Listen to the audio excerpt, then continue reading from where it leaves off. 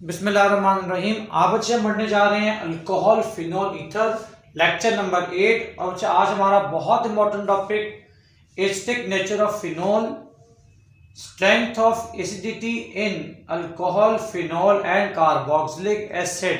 Then we have very special question for the MCQs of the related topics. तो बच्चे हमारे पास आज का बड़ा मेन टॉपिक है फॉर दिस चैप्टर। Now जब शॉर्ट से कंपेयरिंग करने पहले regarding acidic nature of phenol, first we have to discuss what are the acids. We say acids are दो सब्सटेंसेस दैट डोनेट प्रोटॉन। तो proton donor is the acid. Proton donor जो substance proton donate करेगा mean H positive ion को donate करेगा, they are named as acids. Discuss about acidic nature of carboxylic acid, then you got phenol, then we discuss about alcohol। तो आज हमारा link topic acidic nature of alcohol phenol and carboxylic acid. When we add these compound in water, like बच्चा आपका carboxylic acid है, we write CONOH। जब उसका पानी में डिसॉल्व करोगे, now it donate proton and become acidic in nature. ये आपका प्रोटॉन डोनेट होगा towards hydrogen and forms RCOO- and H3O+। After accepting proton that form positive ion. As this carboxylic acid donate proton, so it is acidic in nature, that forms carboxylate ion। Now next one, if we take phenol and add in water, अगर आप phenol को पानी में add करते हो, it also donate proton to water and form the negative ion of phenol with hydronium ion after donating proton। it means ये आपका acid, और it form the negative ion named as phenoxide ion, the negative ion of phenol। and then alcohol when added in water, they also donate proton to water and forms negative ion of alcohol and hydronium ion, and that is named as alcohol से आप नाम देते हैं alkoxide ion, the negative ion of alcohol. ये हमारे पास एक simple सा concept, all of them are acidic because all of them donate proton. Now we have to compare the acidic strength of these three compounds, carboxylic acid, phenol and alcohol. तो बहुत ध्यान से concept ध्यान में रखना। अगर negative ion किसी भी एसिड का अगर ये स्टेबल हो तो H पॉजिटिव आयन को वापस एक्सेप्ट करना that is difficult, so they are strong acid. और अगर आपका नेगेटिव आयन किसी भी एसिड का नेगेटिव आयन अनस्टेबल है किसी भी रीजन की वजह से, तो ये अगर अनस्टेबल होगा तो अपने H पॉजिटिव को वापस लेगा, रिएक्शन रिवर्स होगा और आपको H+ इजीली अवेलेबल नहीं होगा। तो इसका मतलब ये हुआ एसिड की स्ट्रेंथ डिपेंड करती है नेगेटिव आयन की स्टेबिलिटी पे। तो जी यहाँ पे स्पेशल नोट कर लें अपने पास, very very important, that is किसी भी एसिड की स्ट्रेंथ डिपेंड करती है नेगेटिव आयन की स्टेबिलिटी पे। So we say strength of acid that is directly proportional to stability of negative ion. Stability of negative ion, that is very important hint, ये आपको याद रखनी है। मैं फिर रिपीट कर दूं, जिस एसिड का नेगेटिव आयन स्टेबल होगा, अगर नेगेटिव आयन स्टेबल है तो वो H को वापस रिएक्ट नहीं करेगा और रिएक्शन रिवर्स नहीं जाएगा और आपको H+ इजीली अवेलेबल होगा, सो दे आर स्ट्रॉन्ग एसिड। और अगर आपका नेगेटिव आयन किसी भी एसिड का वीक हुआ तो वो H+ पे वापस रिवर्स अटैक करेगा और आपको H+ रिएक्शन के लिए नहीं मिलेगा या बहुत मुश्किल से मिलेगा।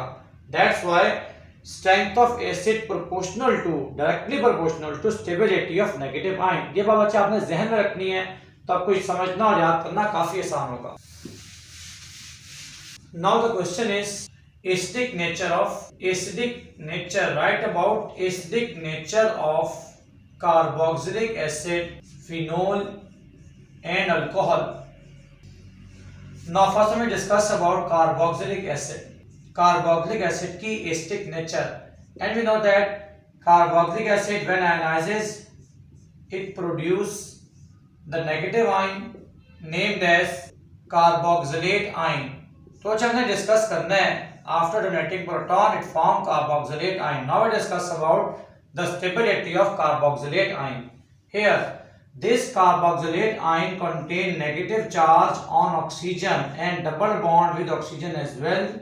Due to conjugation, alternate double single bond, it should contain resonance. So its resonance structure is this negative charge shifting here and form double bond, and this bond shifting here to form negative charge on oxygen. So the resonance of carboxylate ion is, that is, ये बच्चे आपका यहाँ single bond बन गया O के साथ with negative sign and double bond formed with oxygen. So this negative charge is resonating, is delocalized. क्या आपका delocalized है ऑक्सीजन के ऊपर on both oxygens. यहाँ पे नेगेटिव चार्ज है, यहाँ पे नेगेटिव चार्ज, मतलब दोनों पे नेगेटिव चार्ज है. So जब ये सेल्फ स्टेबल होगा तो H पॉजिटिव आयन को बाहर निकालना इजीली अवेलेबल. सो H पॉजिटिव आयन को बाहर निकालना काफी आसान होगा. और आपका इक्विलिब्रियम, क्योंकि ये प्रोडक्ट ज्यादा स्टेबल है as compare to reactant by resonance, क्योंकि electrons are delocalised, so reaction shifting towards right and H positive is more easily available. तो इनको नाम देते हैं स्ट्रक्चर 1 एंड स्ट्रक्चर 2. इन carboxylate ion the negative charge is stable as it is delocalized. delocalized मतलब electron घूमना शुरू हो गया, आपको इजीली अवेलेबल नहीं है. delocalized due to two equal resonance contributing structures. और जब ये स्टेबल होगा और oxygen is more electronegative as well, O के ऊपर नेगेटिव चार्ज भी है, वो इलेक्ट्रोनेगेटिव भी है, तो नेगेटिव आयन को बहुत अच्छे तरीके से स्टेबल कर देगा. और as a result what happen जी, ये आपको H positive ion easily available होगा. So it is strong acid. So it is strong acidic than phenol. बच्चे अब जरा हम फिनोल की बात करते हैं and alcohol as well. Now we discuss about alcohol and phenol one by one. तो ये वहाँ पर कंसेप्ट था regarding acidic nature of carbonic acid. इसका नेगेटिव आयन स्टेबल है, रिएक्शन राइट पे शिफ्ट होगा और H प्लस को निकालना काफी इजी होगा. Now we discuss phenol. In case of phenol when ionises to donate proton it forms phenoxide ion. ये बच्चा आपका रिवर्सिबल इक्विलिब्रियम, और ये आपका बनाएगा phenoxide ion O negative along with positive ion. Due to donation of H positive ion, phenol is acidic in nature. Now we discuss the stability of negative ion.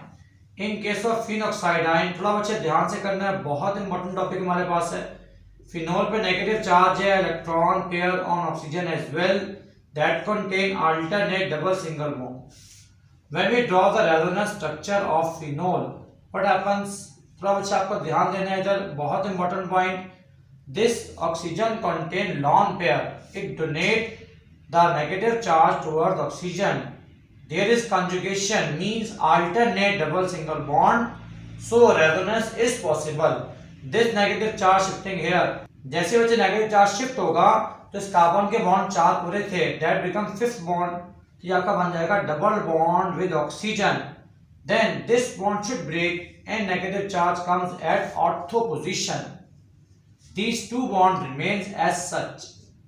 This is the resonance structure. Now, alternate double single bond की वजह से conjugation further proceed और carbon पे negative charge है, तो carbon is not electronegative element. इसमें negative charge आना इतना इजी नहीं होता.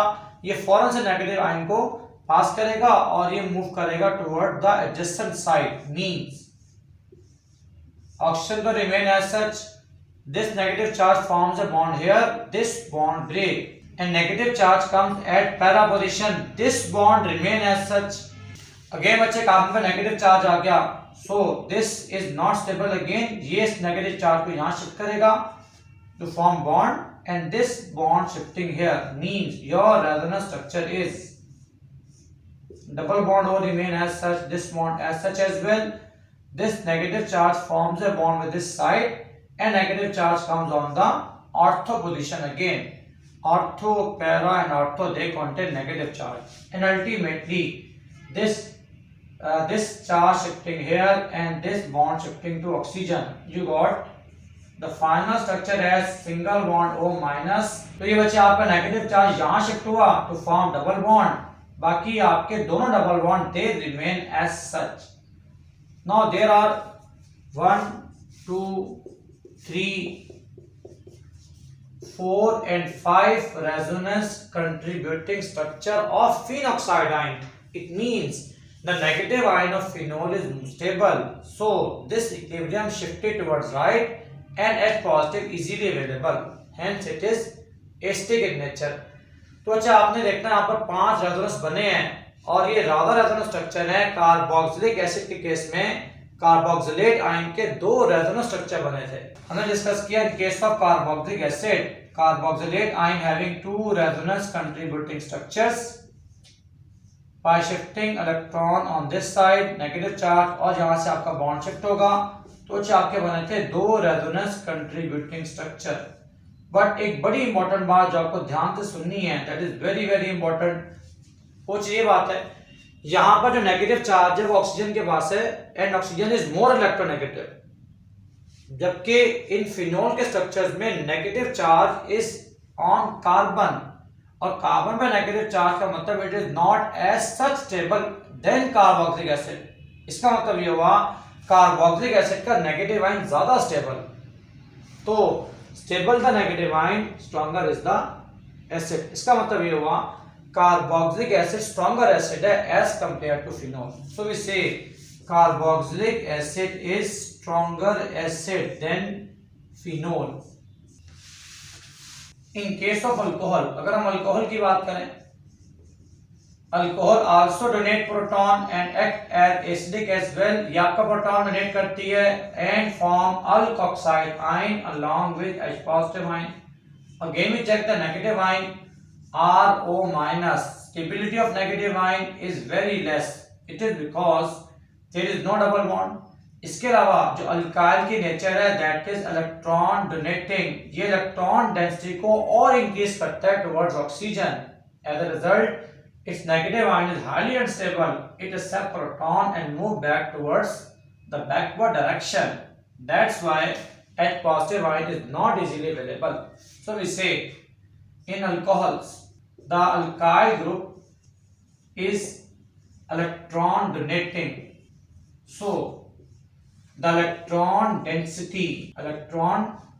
density increases on oxygen, so alkoxide ion or negative ion of alcohol, alkoxide ion is destable, is not stable, so it is weakest acid in the given order. तो जब final concept ये बना when we compare the acidic strength of all these compound, carbolic acid is strong acid as compared to phenol which is stronger as compared to alcohols. और बच्चे अगर आप इनकी pKa values check करते हो on experimental basis तो बच्चे इसकी pKa वैल्यूज हैं for carboxylic acid pKa value is 5, for phenol pKa value is 10 and for alcohol pK value ranges from 16 to 20, 18, 19 or 20 or so. So greater the pK values weaker is the acid. तो बच्चे बड़ी important concept regarding the acidic nature of carbolic acid, phenol and alcohols. Now we discuss the comparison of acidic strength of substituted phenols. Now we discuss about effect of substituent on acidic nature of phenol. तो इसके पहले आपको एक point note करना है, very special point, very special note, आप सब बच्चे लाजमी नोट कर लें। Point number 1, if electron withdrawing groups means electron accepting groups are present on